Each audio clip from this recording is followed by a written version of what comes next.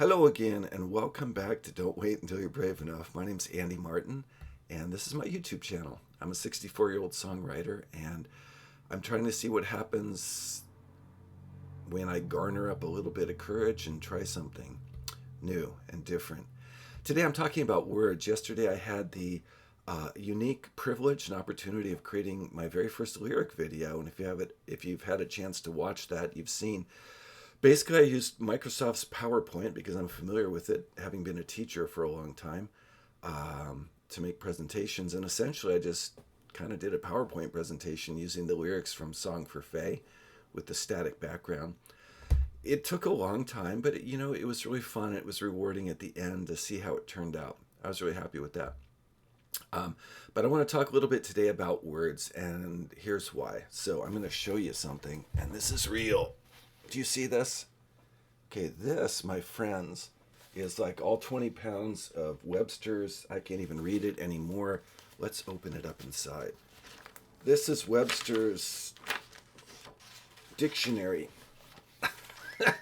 New 20th century dictionary of the English language, unabridged. It came out, this version, in 1968. So there's two reasons why I want to show this to you today. So in case you're wondering why words are so important to me. So inside, this is where I need an assistant. Do you see this?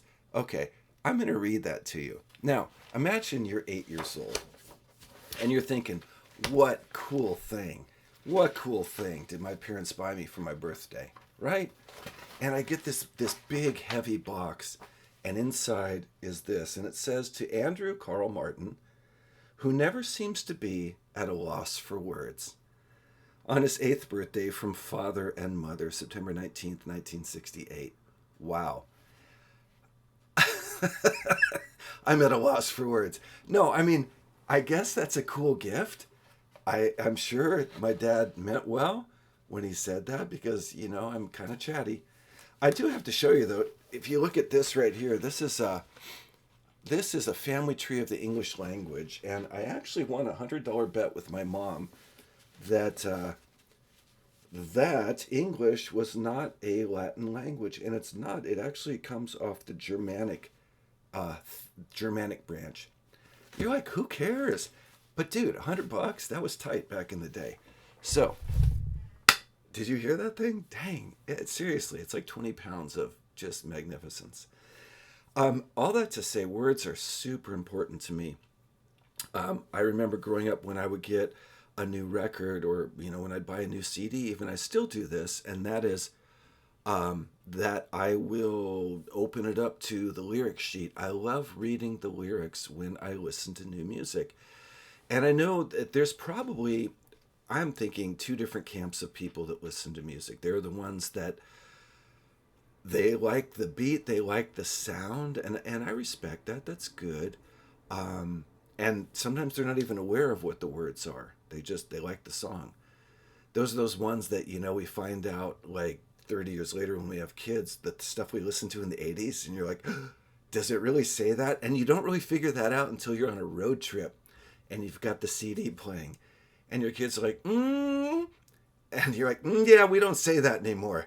Anyway, how come I didn't hear that when I was 20, right? Whatever, because I wasn't paying attention to the words back then. As a songwriter, I'm like really, really, really into the words. That's super important to me.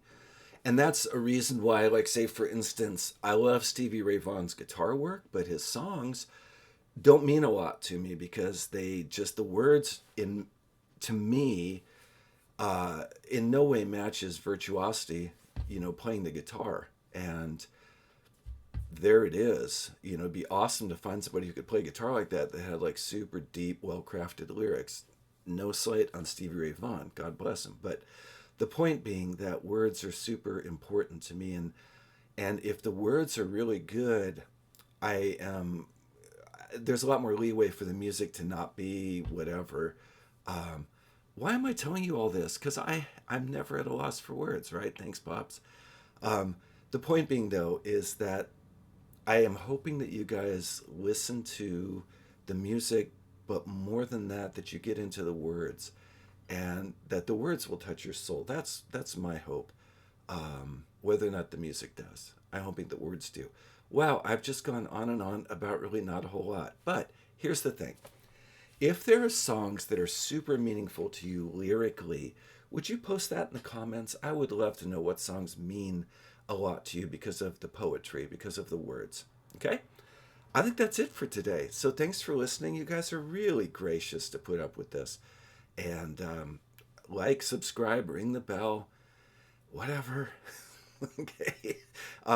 Yeah, appreciate you guys very much and look forward to doing this again. Thank you.